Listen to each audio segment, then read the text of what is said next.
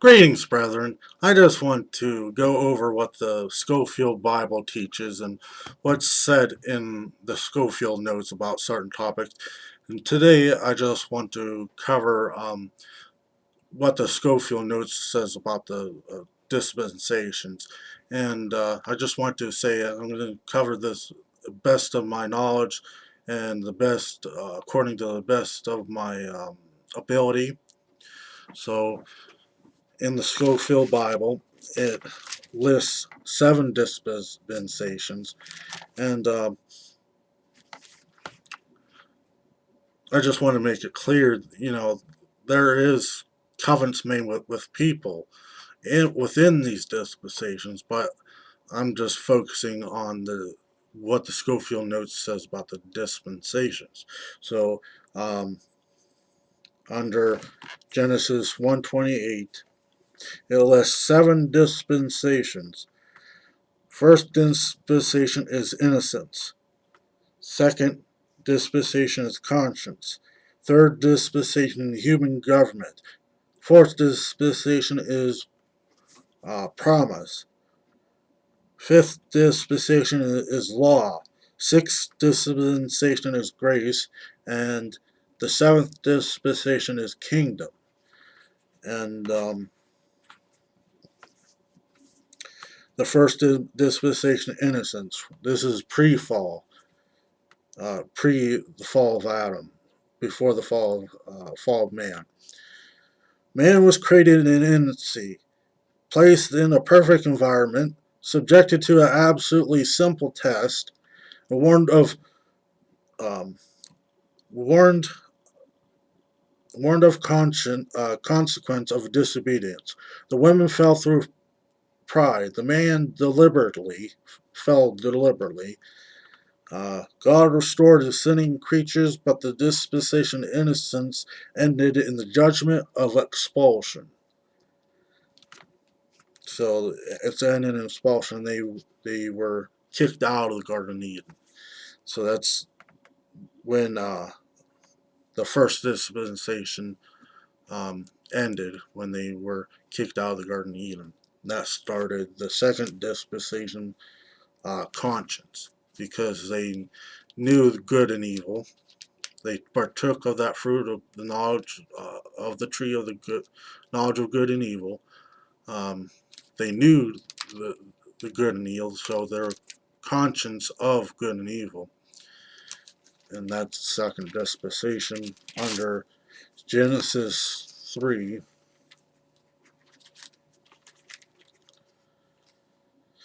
3:23, and note under heading number 2, the second dispensation, conscience. By disobedience, man came to a personal and experimental knowledge of good and evil, of good as obedience, and of evil as disobedience to the known will of God. Through the knowledge of conscience, awoke, expelled from Eden, and placed under the second or Adamic covenant. Man was responsible to do all known good, to abstain from all known evil, and to approach God through sacrifice. The result of the second testing of man is stated in Genesis 6:5, and the dispensation ended in the judgment of the flood. Apparently, the east of the garden, where were the cherubims and the flame, remained the place of worship through the second dispensation. So, next dispensation is um, human government under Genesis chapter 8, verse 20.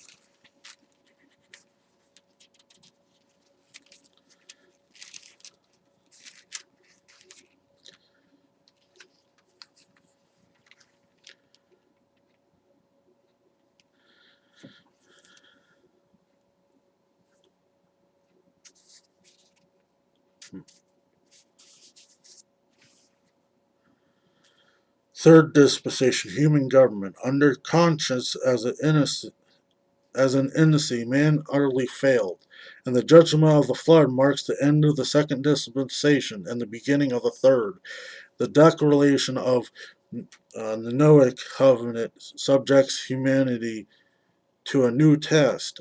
Its distinctive feature is the institution for the first time of human government, the government of man by man. The highest function of government is the judicial taking of life. All other government powers are implied in that. It follows that the third dispensation is distinctly that of human government. Man is responsible to govern the world for God. Responsibility rested upon the whole race, Jew and Gentile, until the failure of Israel under the Palestinian covenant, Deuteronomy 28, verses 30, chapters 28 to 30, verses 1 to 10, brought the judgment of the captives when the times of the Gentiles began and the government of the world passed exclusively into Gentile hands, that both Israel and the confusion of tongues ended the racial testing. Gentile hands, that both Israel and the Gentiles governed for self, not God, is sadly apparent. The judgment of the confusion of tongues ended in racial testing. That the captives of the Jewish confusion of tongues ended in Jewish. Okay, excuse me. Both Israel and the Gentiles govern for self, not God, is sadly apparent. The judgment of the ended the confusion of tongues ended the racial testing. That of the captives of Jewish, while the Gentile testing will end in the smiting of the image, Daniel chapter 2, and the judgment of the nations, Matthew 25, verses 31 to 46. See that? Okay.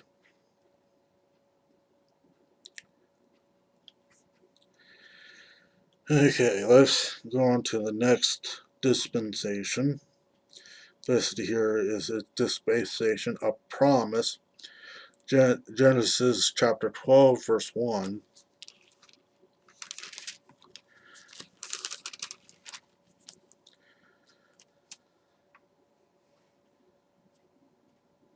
And this is under the note number 1.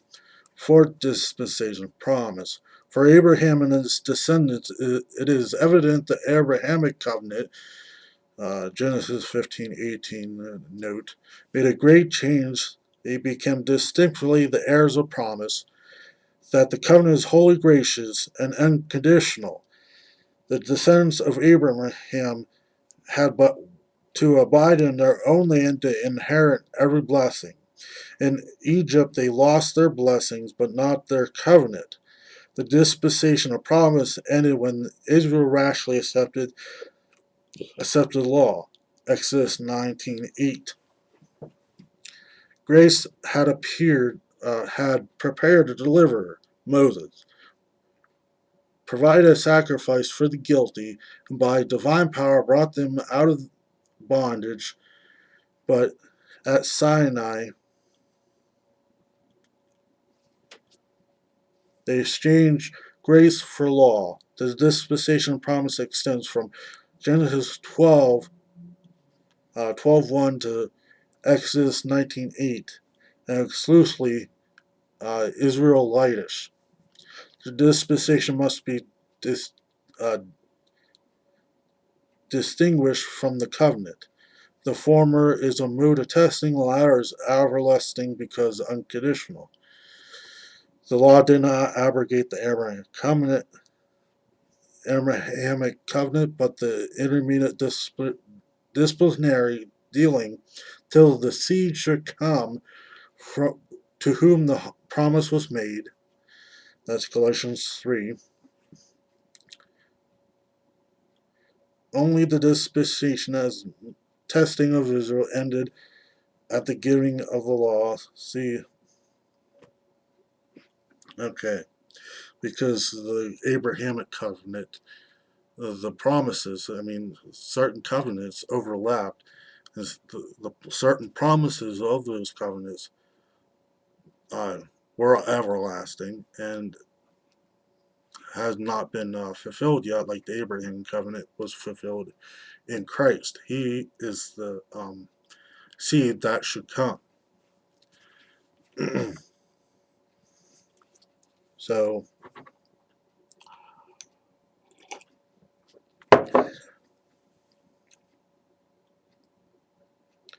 that ends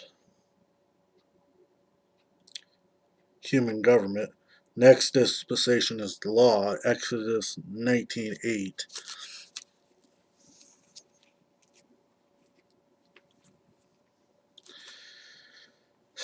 Under Scofield number 1, the fifth dispensation, law, um, the dispensation of the law.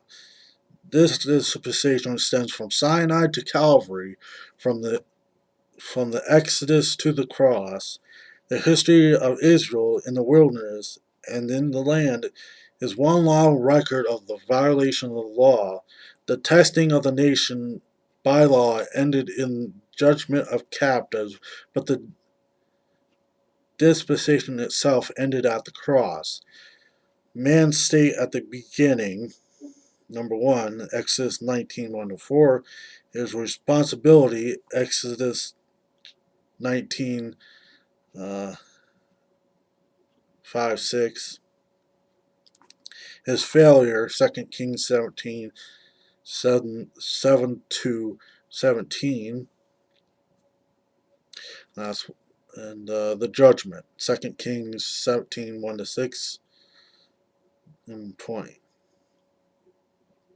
Okay, that's what it says for the fifth dispensation, which is law. Um, I want to make a point of the dispensation of the law was conditional, that you had to keep the law. Um, the law consisted of the commandments, judgments, and ordinances. It illustrated um, the righteous standard of God, and we later learned that it was just a schoolmaster to point us to Christ. It was added because of transgressions, but the dispensation of the law um, was um, was the Ten Commandments and the ordinances. The ordinances. There was led to believe that it was in their walk.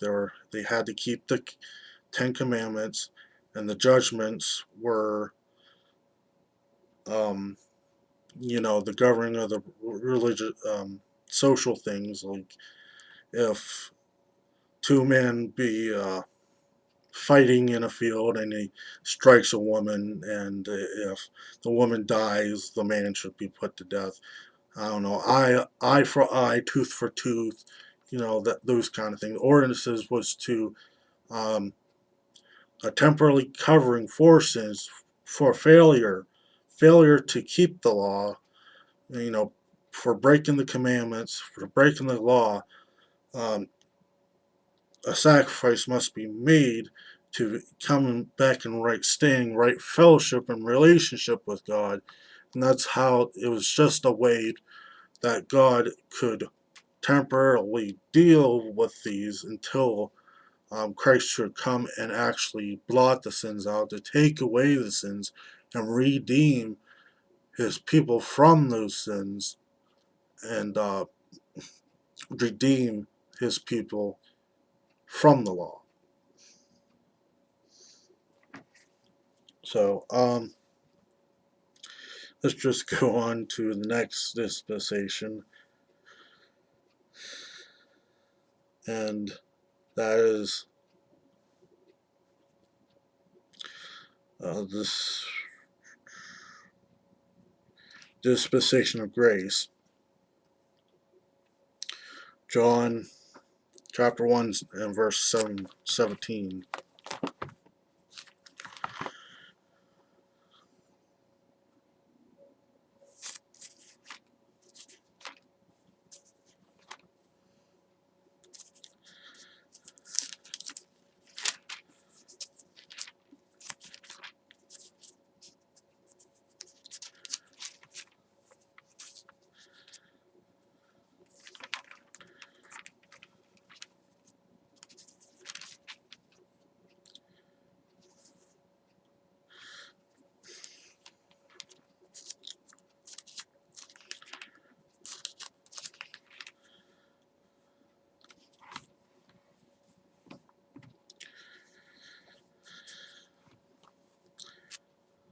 dispensation of grace. Grace is the kindness and love of God our Savior toward man, not by works of righteousness which we have done. Titus 3 verses 4 and 5. It is therefore constantly set in contrast to law, under which God demands righteousness from man, as under grace he gives righteousness to man. Law connected the law is connected with Moses and works. Grace is with Christ and faith. Law blesses the good, grace saves the bad. Law demands that blessings may be earned. Grace is a free gift. So, if you follow the commandments of God, He'll bless you in certain things. And cursing, if you go against God's commandments and God's law, He'll curse you. Either you'll see that in getting thrown, the children of Israel or the people getting thrown out of the promised land, or getting judged by driven out and into captivity or something like that. Those are the cursings, and just certain judgments that God put on them, drove them out of their promised land. They lost this uh, kind of luxury and everything else. So that's what that. As a dispensation, grace begins with the death and resurrection of Christ.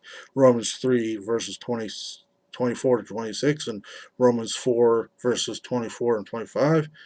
The point of testing is no longer legal obedience as the condition of salvation, but acceptance or rejection of Christ with good works as a fruit of salvation.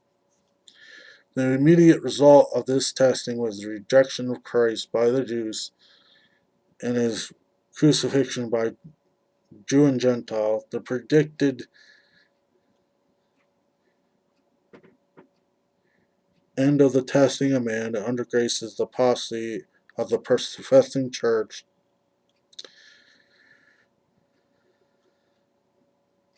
Apostasy. And the apostasy in 2 Timothy 3:1-8 and result of apocalyptic judgments. Grace has twofold manifestation and salvation in the walk and service of the saved and the walk and service. Okay. Oh, okay. The last dispensation, kingdom, under Ephesians 1, chapter 1, verse 10.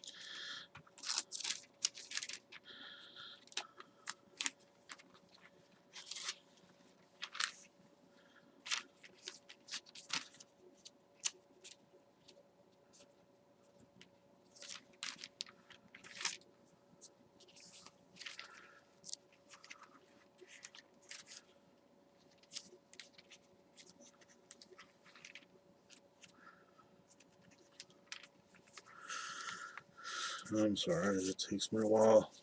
It's hard for me to turn these pages, such a new Bible.